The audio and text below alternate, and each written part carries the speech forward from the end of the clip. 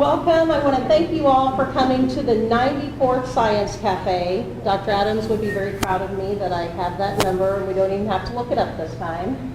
So we're really glad that you guys braved the cold tonight to come out.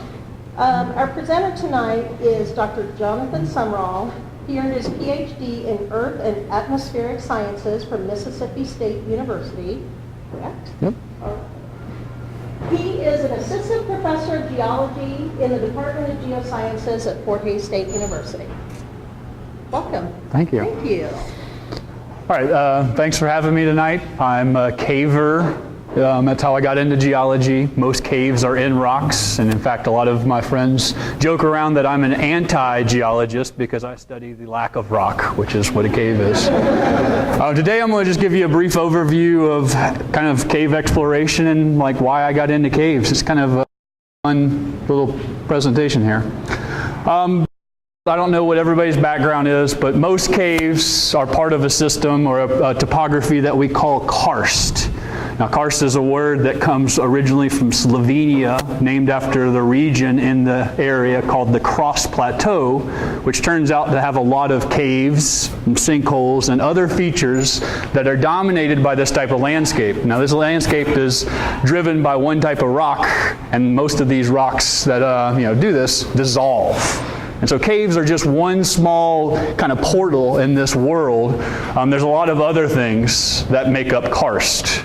And so kind of the poster child, if you've ever been to like Kentucky or anything, there's a lot of things called sinkholes. Sinkholes are essentially caves that drain or kind of channel soil from above down into a cave, and on the surface it is expressed as a depression. And so all of these little depressions here are sinkholes, and you can imagine in the subsurface there's a cave beneath this that's channeling that soil down.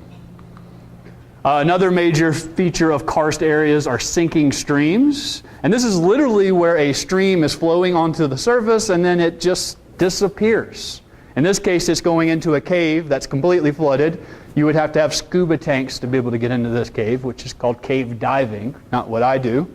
In this particular case, you have a waterfall that goes right into a cave. That stream flows right into this cave, sinks into the ground, and then comes out later in another feature called springs. Now, this is the same spring, just in low flow versus high flow situation. There's one of my students for scale there. Right? That tree is the same as that tree, just to give you a little perspective. This is during low flow, and again, water that flows into this sinking stream comes out in this spring after running 5 miles underground. So it's gone. You can't see it through a cave system. And of course, the poster child of karst areas are caves. And this is what my talk is about, is what caves. Right? But not all caves are made the same way. This is on my bucket list. This is right off the coast of Scotland. This is a sea cave in a really beautiful rock called basalt. And this is literally the erosion from waves crashing into these cliffs, removing material. That's different. It's not dissolved. It's actually mechanically removed. Another type of cave, you can find these in Hawaii. Here's an active one channeling lava, and here's a relic lava tube. These are conduits where molten material flows from a volcano, and then whenever that conduit is drained, it leaves behind a cave. Again, that's different, and that's not what I'm going to talk about today. I'm talking about caves that dissolve in rock. Right? So I'm going to focus on karst caves, which are the most common types of caves. And this is a cave in Florida. You get beautiful decorations in these, which is, again, a secondary mineral of dissolving this cave. It's basically the process of dissolving a cave reprecipitates new minerals. Right? And so one of the first things that you have to realize is there's a huge bias when it comes to caving. I see a cave differently than somebody else. I love to bring my little 4-year-old son caving with me because he has the perspective of this mouse. For any small passage that he can fit into, the mouse sees 20 caves there. To where I'm the elephant, I see 1 cave. Right? So there's a bias. If a human can't fit into it, it can't be explored. And again, Certain people are smaller than others. And you can see in this particular case, that's a pretty tight cave. By the way, if you're claustrophobic, I'll go ahead and give you a warning. There's some pretty nice claustrophobic pictures coming up. Right? So, and again, this is something my mother asked me. Why study caves? They're just holes in the ground. That's great. Right? If we look at the non-ice covered portions of the planet, the red areas I have shaded here are actual portions of the landscape that can have caves. And it turns out to be about a third of the planet that's non-ice covered today can have, as far as land, not water covered, that makes sense. All right, but a third of the land can host caves. So it's pretty significant. And she's like, okay, but why do you study caves? So I go into this. I'm like, well, Mom, they're major sources of groundwater. The rocks that these things form in, right, these caves are 100% pores. They're big holes. It's easy for water to flow through them. And when we look at the major sources of groundwater, and there's just a fun fact for you, if we go east of the Mississippi River, about 2/3 of the population gets its water from a karst, and when I say that word, a cave groundwater source. Right? So that's significant because these are things that are very easily contaminated. The entire state of Florida, right, which is where I did my master's. I did my master's in South Florida. Right? I went there to study caves. A pretty obvious reason. I didn't go there to study volcanoes because there's no volcanoes there. Another reason, and this is what I did when I finished my master's, I actually worked for a while as a cave sinkhole consultant. Right? And these are hazards, and I can't really see because the light's in here, but there's my boys, one there, one there. This is the National Corvette Museum in Bowling Green, Kentucky. You may have heard of this a few years ago. A few priceless objects may have fallen into a sinkhole, and then they had to winch them out. Right? If they would have asked a geologist to read the geotechnical report, they would have realized, oh, there was a cave that they built this structure on. And the engineers were like, well, it's concrete, it'll bridge that cave. A geologist would have been like, no, can't build on that. Right? And this is the result, priceless Corvettes that fall down in there. Now, like I say, I worked in Florida. These are just pictures from a couple of projects that I worked on. This was actually one that made national news. A guy died in this house. In the middle of the night, his house went into a sinkhole, and he died because it sucked him in. And of course, in this particular case, it was a little bit easy to tell whether the damage to this house was caused by a sinkhole.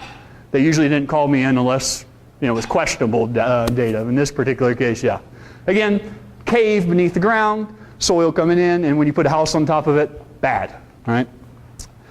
A huge thing, and I mentioned this, water. There's a lot of water resources that come from these areas. And no, this guy's not pouring in radiator fluid into that water that's running into the cave. What happens though is this water runs into the cave, and eventually the cave gets too tight for people to go in. But the water keeps going. We want to know where the water goes, because if there's pollutants that get into that, we want to be able to track where that water goes. And so this is actually a non-toxic dye that we put in here, and it goes into this sinking stream, and it eventually will come out a spring, and we could detect any place the water goes without having to go through the cave. Which, that's not nearly as fun as caving, but it is a good last resort to figure out where the water goes. All right? Why is this important? And I'll bring up another current event here in a minute. This is just a little sciencey, like graphs. What this is showing is volume of water in time. That's what this red plot is. That comes out one of these springs. Literally the volume of water that comes out at the end, like the end of a garden hose. When it's high, that's a lot of water. When it's low, that's not much. Up here on the top, these little black bars, precipitation. What you might notice, or you should notice, is every time you get a precipitation event, these karst springs show an increase in the amount of water that comes out of them. They're very responsive to any time the rain falls on this surface. Right? Case in point, you probably heard of the Thai cave rescue. This group of kids and their coach went into this cave. It was a dry cave when they went in, and then it rained. And it just turns out that the rainy season, they just caught the right tail end, or maybe the wrong tail end of it. It depends on what your perspective is. And during the rainy season, major portions of the cave flood, because there's more water that come into it and it floods the cave. And the big thing, the reason that this was so difficult was this one little portion here that flooded was narrow. It was so small, that basically I would have had a hard time going through it. So it's narrow, and it was water filled. So it was very technical to get these students out, or these soccer players out. And this Thai rescue, this whole process, had this system not responded that way, had it rained and no water level moved up or down, we wouldn't have this problem. But again, water is very responsive in these places. So when you're caving, one of the things I always tell my students when you go caving, check the weather forecast. Might seem obvious, but you might go into a cave that, hey, it doesn't look like it's going to flood, and then it rains in the right area, or again, wrong area, and your cave floods. Right? There's obviously, I can talk for days on the biology of caves. There's entire organisms that only live in specific caves. Right? And we can go on and on and on about this. In fact, there's some biologists in here that can tell me more about biology than I know. Right? Here's a neat thing that actually I've been working on recently in the Caribbean. Caves actually serve as pretty nice repositories for human history. We're studying in the Caribbean, just the example I'm giving you, we're studying pre-Columbus pictographs in some of these weird caves that native Bohemians, Caribbeans, the people that lived there, actually went into these caves to get guano out and use that for fertilizer. Right? And in the process, they thought that the cave was unique enough to go in, explore, find a resource. We've been doing this for a long time. Cave exploration dates back a really, really long time. And some of the earliest records of humans that we have are actually found in cave paintings and cave art. Right, so what's so appealing about cave exploration? I mean, I'm a geologist. This is what you typically think of when you think of geology. You're like, oh, we're going out to the mountains, the map.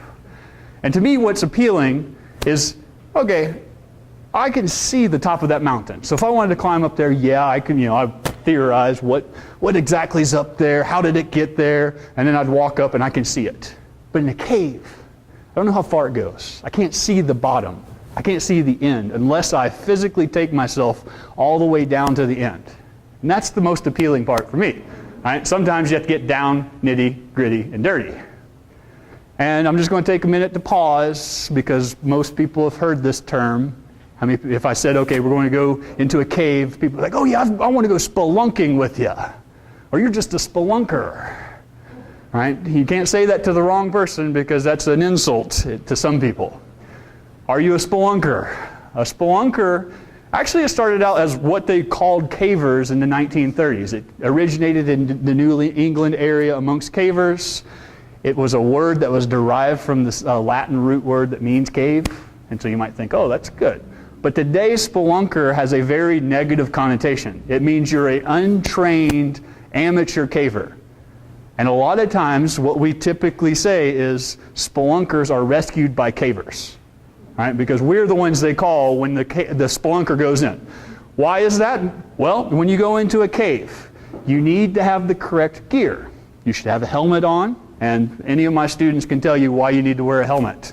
Right? The first time you go to stand up, you can't judge height very well in the dark. You'll knock your head. You have to have 3 sources of light. And a cell phone doesn't count as one of those sources. Right? I take students down to like a state park in Oklahoma called Alabaster Caverns. And that's kind of a free area. Anybody that wants to go pay $8 per person, they can go in and go wild caving. And we go in and we've seen people literally flip-flops, a water bottle, and their cell phone walking around. Right? When that cell phone battery dies, they're going to have to either find their way out or call us to go find them. Right? So caver is something that we typically reserve for professional cavers, people who do this and are trained. Right? So let's go caving. Right? This is a cave in Alabama. Me and my students are getting ready to go in. We've got our appropriate attire on, and you might see we're surrounded by a lot of poison ivy there. Don't tell them that. Right? The first point of contact when you go into a cave is the cave entrance. And unfortunately, or maybe fortunately, right, the cave entrance is the most dangerous part of the cave. And my mom always asks me this, aren't you so worried the cave's going to collapse on you? Not after I get out of the entrance. Right, the entrance, did you order that, Grady? Of course he orders. Of course he orders the sizzling fajitas. Can I make this about me right now? Right. I might steal one of those fajitas in a minute. So the cave entrance is where Every day when the temperature outside changes, cold air might come in at night, warm air comes out. There's high flux in temperature, humidity. Times of the year like this, it actually gets cold enough, any moisture in the cave will freeze. And so this is the most prone area for collapse. It's also the most prone area if an animal wants to wander in here, like a mountain lion or a bear or a snake. It's where they're going to hang out. They're not going to go deep into the cave, because deep into the cave they can't see. They're going to stay at the entrance, right? So the first point of contact is a cave. Now, it would be wonderful if every cave looked like this. This is the historic entrance to Mammoth Cave, right? Which has been very touristy-ized there. That's a new word I just created, right? But not all caves have handrails and concrete steps.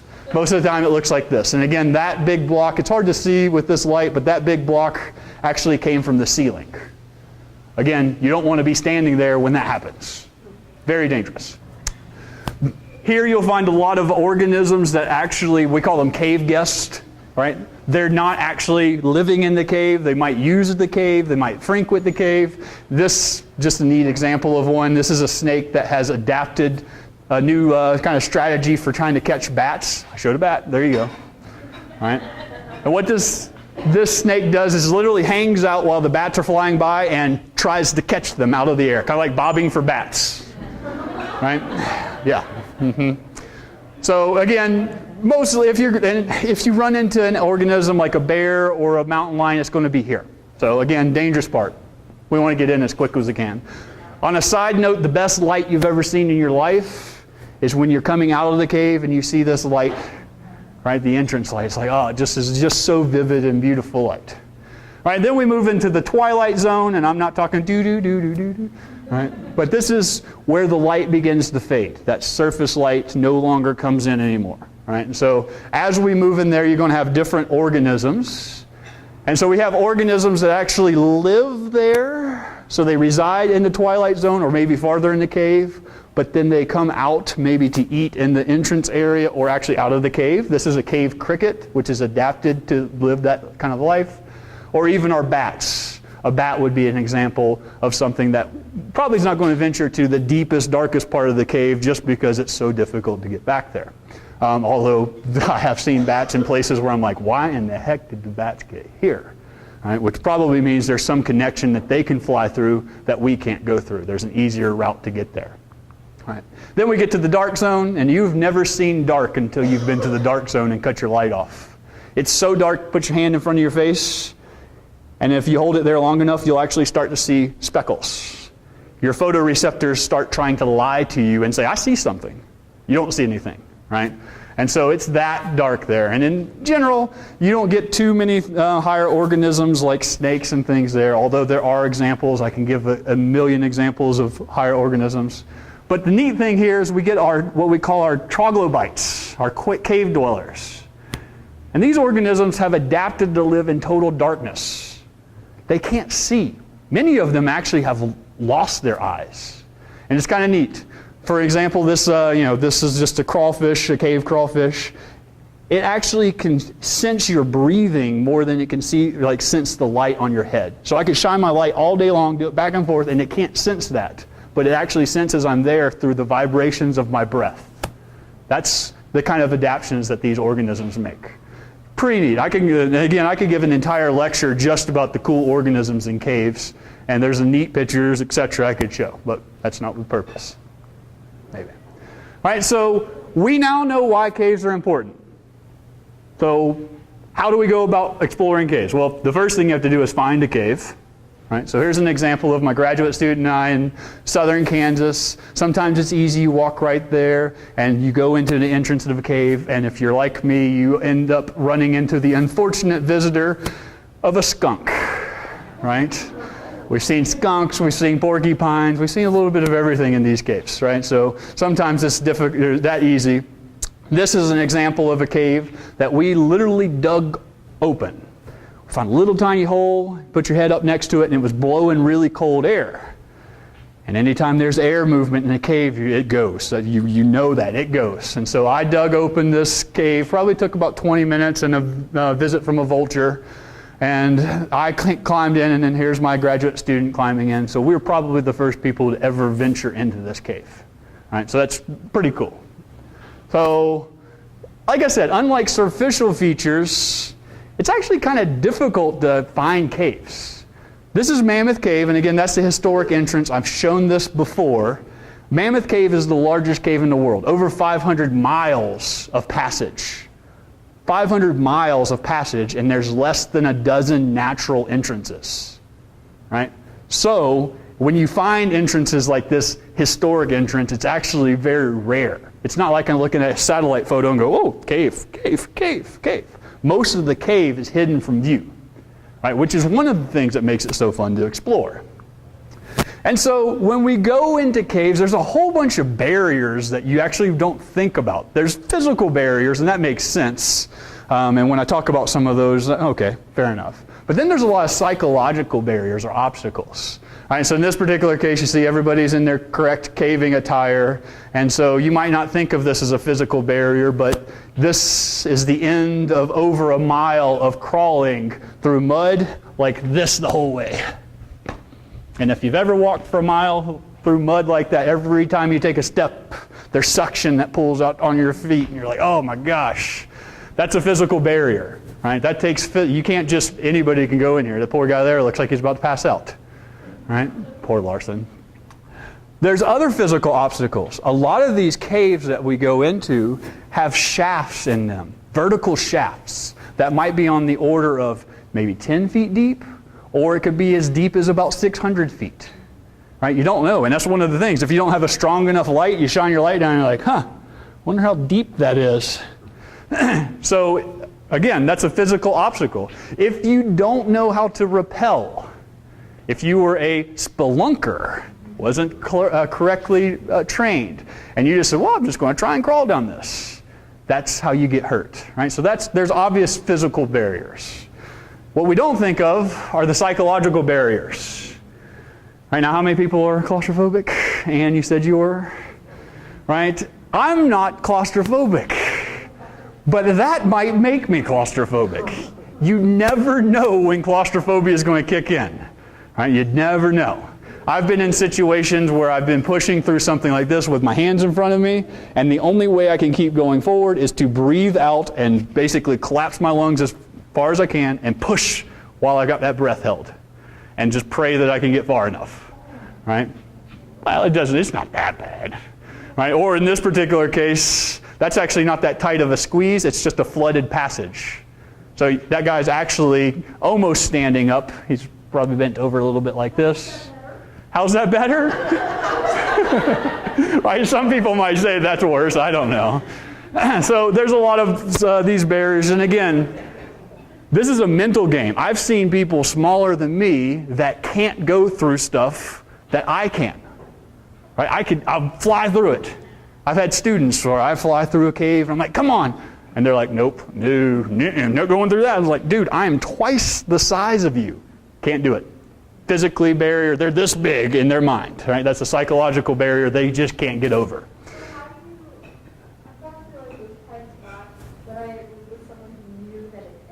How do you, if you don't know if you just go. Yep. We had a cave in in Barber County that we pushed probably 150 feet, not knowing how far it went.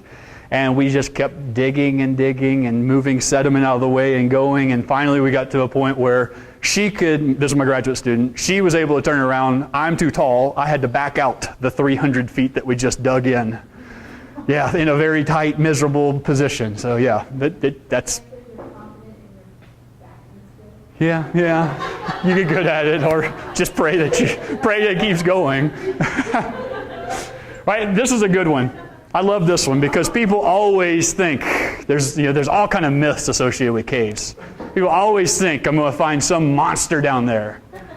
And you might think I'm crazy, but I've actually almost convinced myself I've heard something. You get into a cave and it's surprisingly quiet, and it's just like your eyes. If you sit there in the dark long enough, you start to hear things.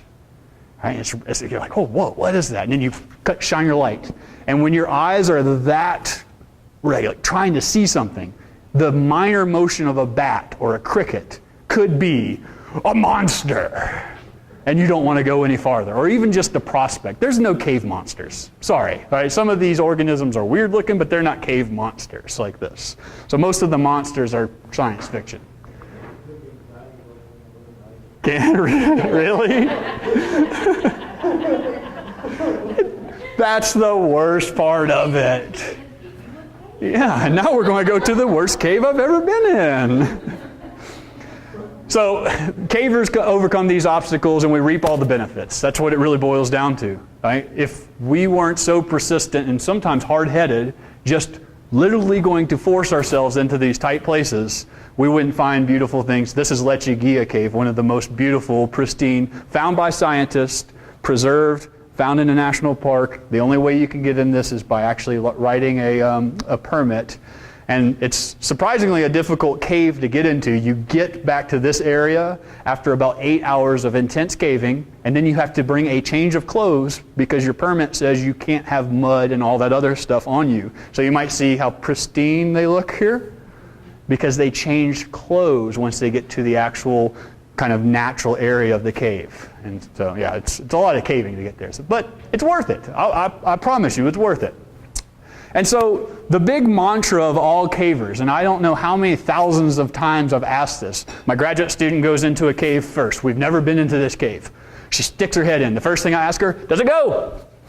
Yes. Oh yeah, that's a good thing, right? That's the question we ask. Does it go? That's what drives our whole curiosity. So when you see something like this, the whole reason we're looking at this, does it keep going? And if it does, where does it go? What's that? You want to go with us? You don't want to go? I want to take a quick aside and just mention the role of equipment and what it's played in cave exploration, because at first you might not think this is that big of a deal. This is my PhD advisor from the 1970s in what they commonly would wear and have as equipment. That's a motorcycle helmet with a miner's lamp on it, which actually runs off of a gas that's created, and they actually have a striker, so there's a flame that's there. And then he's got blue jeans on with work boots, and then a denim jacket on. And he told me in the back then when you went caving, if it was cold, you put a denim jacket on. If it was wet, you put a wool sweater over the top of that. That's how you dealt with being cold and wet. Today, if I get cold and wet, well, I've got synthetic materials that's much thinner. I'm not as bulky feeling. That keeps me warmer, even though that guy doesn't look that warm, right? Instead of having this, I have a beautiful LED light that as long as I've got enough batteries, it runs, right? And the nice thing is that little flame, whenever you start squeezing through things and turn your head sideways, the flame a lot of times will go out. And if you've ever been in a passage like this and had your flame go out and then you're like, I've got to get the striker to strike the lamp. Yeah, you've never known what pain is, right? So that's, and again, my advisor would say that today we've got it easy because the equipment's making it easy. I would just say it makes it more accessible for people to go caving because it's a little bit more comfortable. The example of equipment that I always love to throw out is when it comes to rappelling into caves.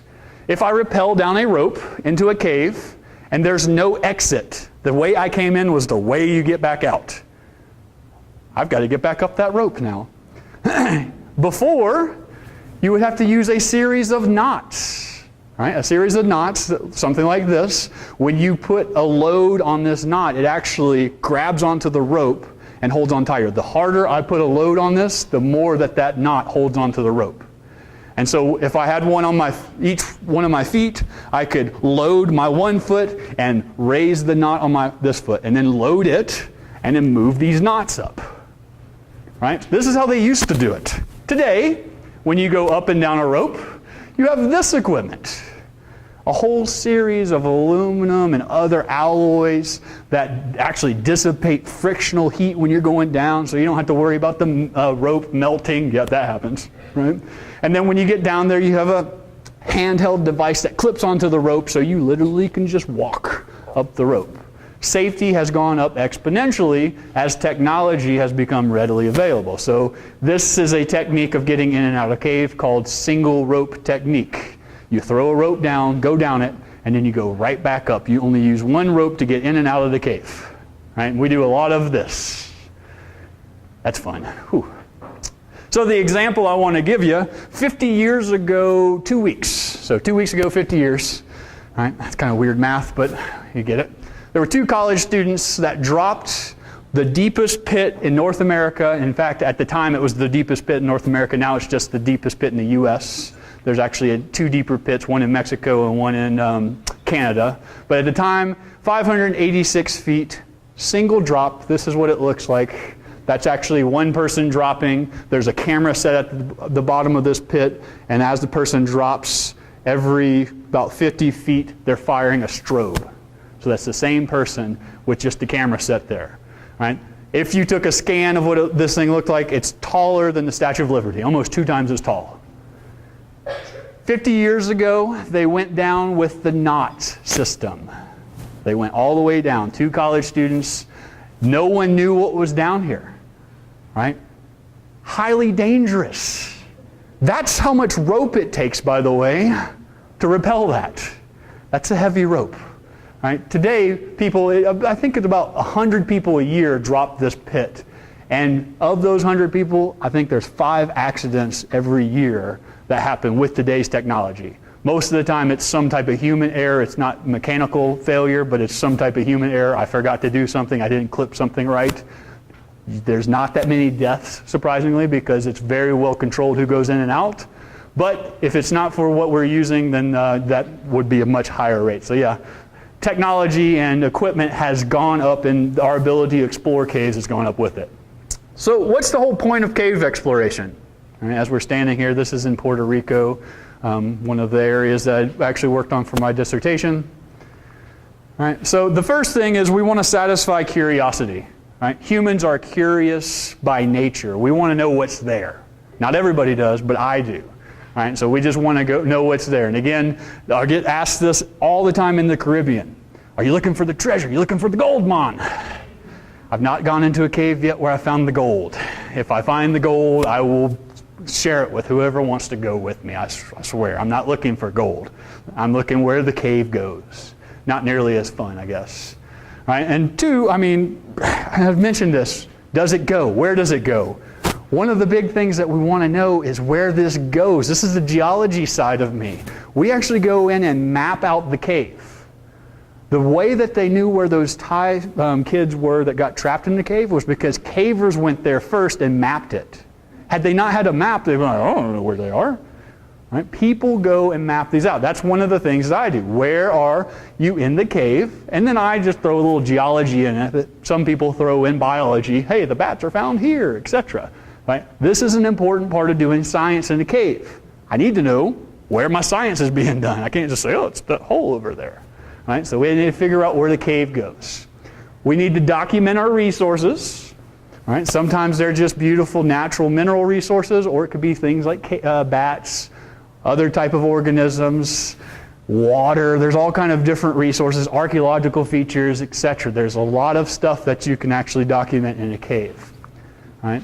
And again, here's some of the art. This is actually pretty neat. That's a human hand, obviously, but the way that this was kind of created, they took a reed and filled it with a pigment, put their hand against the wall and actually blew through the reed and blew basically spray paint over their hand, and when they pulled their hand off, they had an outline of their hand. It's a pretty neat technique, right?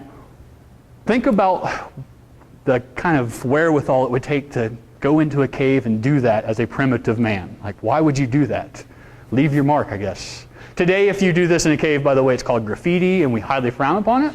But if you did it when you were prehistoric people, we love it. Don't quite get it. Well, I do get it, but you know, it's one of those. Another thing, I mean, this is what people don't think of. Cave exploration, that people are going to find caves, whether you're trained or not. People go all the time and find caves. If we don't know where the cave goes, and some untrained caver goes in there and gets lost, we never know how to rescue or where to rescue. If somebody gets lost in a cave and I don't know there's a pit to get them out of there, I might actually not bring the correct resources to rescue them. Right? So the longer that you're injured, the more likely you are to get things like death in setting. Right? So if I know, because I've been into this cave, explored it, and mapped it, that there's a pit or there's a tight constraint, I know how to prepare to get in here as a first responder. Right? Again, this is a line plot, but this map in Thailand where the group was found was well mapped. Had it not been well mapped, they would have not really known where these people were stuck. Right? And the other thing, this is what is exciting for me, is making connections. And this isn't like making connections when you go networking. This is making physical connections between cave systems. All of these little lines are maps of different caves. This is from the Yucatan, right outside of Cancun, just a little south of Cancun. These are all caves that cave divers have been inside. We have been connecting these caves in the dry portions. So cave divers have gone through all of these caves, and then we have actually found physical connections between the dry portions of all of these cave systems. These caves are actually getting really close to surpassing Mammoth Cave for the longest cave. The number 3 and number 4 caves are down here on the total length, and the number 7 and number 9 length caves, and they're all within a mile of connecting each other. Right? So if it wasn't for cave explorers, we wouldn't know that these connected. And for years, the cave divers here didn't care about the dry caves. You can't dive in a dry cave. Right? We went down, and I'm working on a long-term expedition down here where we are actually connecting a lot of these. Right? And sometimes you actually have to camp out in a cave. What do you think about that, Ann? No. Right? This is an example during my master's. We were in Romania, and I wanted to go on a cave expedition where we were pushing new leads and mapping new cave. Just to get to base camp, you had to cave for 8 hours with all your gear through very, very tough caving conditions. And then you set up base camp, and when you departed here, it took about 3 hours to get to where you were surveying. You could only survey about 2, maybe 3 hours before you had to come back, because you just didn't have that much energy. Right? Weirdest thing, my clock was completely thrown off. Even though I had a watch on, knew what time it was completely dark. When we cut the lanterns off, it could be noon outside, but it felt like midnight to me. I'd wake up and I'd be like, oh, I slept for like 5 minutes. I'm like, nope, it's my shift to go caving. I've just slept for 4 hours. All right, so it's kind of an interesting thing. You had to bring everything in with you. You had to pack everything out with you. Think about that for a minute. Everything out with you. Everything out, yes. Right? And again, cave exploration isn't always safe. I mentioned I'm not a cave diver. I know a lot of people who are cave divers, and I knew a lot of people who were cave divers. Some of the best cave divers on the planet that I've known have passed away because it's it is the most dangerous sport on the planet, cave diving. Right? And when you go cave diving, to try and prevent people who are not trained, they literally put "you will die" signs down there. Right? So you need to be trained. You need to know, have a guideline. When you're diving down here, you can the flick of your flipper can kick up enough silt to where you can't see anything. It's like, even though you have a light on, I can't see my hand in front of my face. Nope, that's not fun, right? If I get stuck in a dry cave, I lay there for 3 days, drink a little bit of water, lose some weight, pull myself out eventually, right? If I get stuck in a wet cave, well, I've only got so many breaths I can take. So to me, I just can't cave dive. Never been able to justify it. The last thing I'm going to kind of mention is kind of the perception of cave science. Right? For years, your caver was a recreational person who did it as a hobby, was interested in caves and biology and the science, but worked a regular daytime job and caved as a hobby. Because of that, there's a perception that cave scientists are these cavemen. Right? They're primitive, their methods are primitive, their science is primitive, they can't do sophisticated research in a cave. Look at him, he's looked like he's having too much fun. You can't have fun and do science. I've had students told at conferences, professional conferences, well, caving is great but it's just a hobby. It's like, what? I'm doing the sophisticated science. So there's a huge perception, especially in geology, that if you're doing cave science, you're just this Neanderthal in a cave. Right? You're just not doing anything. In reality, cave science is really sophisticated. Right? Just to get my equipment into the cave, I can't take any piece of equipment I use on the surface and use in a cave. Cave situations like crawling through tight things. In this particular case, this guy is setting this up to measure the atmospheric humidity, temperature, pressure in this cave, the wind speed, etc. This is a device he sets up, and it logs the data, and he comes in once a month and can download the data. Right? We have those on the surface. It's not nearly that small. You're collecting water samples in this particular cave. Everything that you bring in, you have to bring out with you. If I want to do pH, which is a common parameter, how acidic is my water, I've got to carry all that with me, right? So you've got to be a little bit more, one, prep well, and two, be a little bit more sophisticated in your planning, right? And again, cave explorations has its own setbacks. There's terrible, terrible epidemic in bats going on right now. And again, Amanda could tell us all about this. Cave, essentially what happened, and I don't know if they were cavers or spelunkers, people who visited caves in Europe, and there's a common fungus in the bat population of Europe, came to the US and spread that fungus to our bats.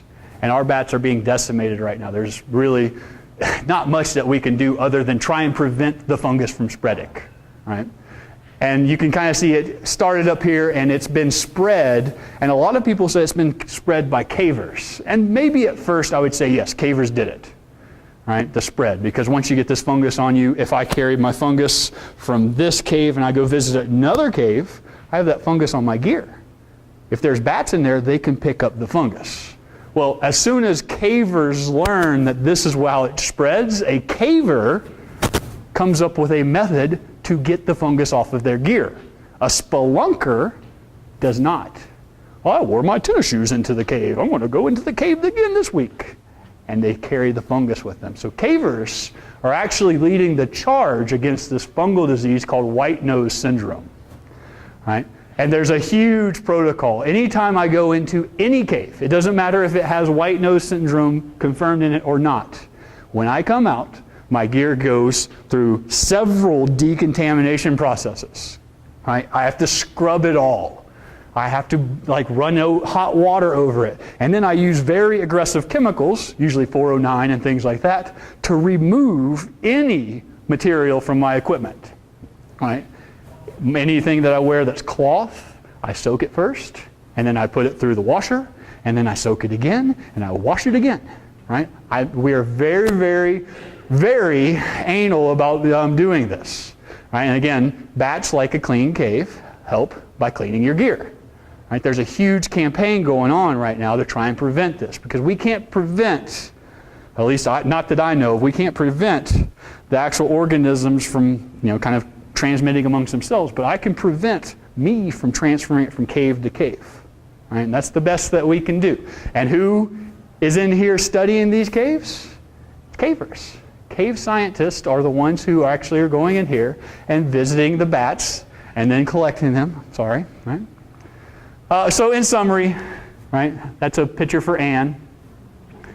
Caves provide an environment that's just difficult to access. So exploration is paramount in caves because of the just kind of difficult nature that they kind of have. They contain great records inside. I didn't show these pictures yet, but I want to just kind of talk about it. This is from Saipan Island in the Marianas. This is unexploded or unused ammunition that Japanese soldiers left in caves because they were using caves as strongholds. This is, again, it was called Boom Cave. I wonder why they named it that. Right? There's a grenade. Maybe the grenade's not in this picture. I have another one that's got a grenade in it. This is in the same cave. That's a tea kettle that a Japanese soldier had set underneath a drip in the cave, and it was collecting water, and when they evacuated the cave, for whatever reason, they left it there, and it's been coated in minerals. Right? So that's pretty neat. Think about how cool that is. Right? Exploration is super critical for understanding caves. If I don't know where the cave goes, I can't determine what pattern it follows. I can't determine what formed it. And finally, cavers must be the advocates for, one, the caves, and two, the organisms that live in there, because they don't have a voice for themselves. We have to do this. All right? Is that not beautiful? All right, so I got a bunch of people I got to thank. A lot of people provided me with pictures and information. There's a lot of cavers throughout my career that have literally drugged me through the mud. All right? No joke. And one of them is sitting right here. So are there any questions? Yeah. Is there any indication that the bats that were in the earliest caves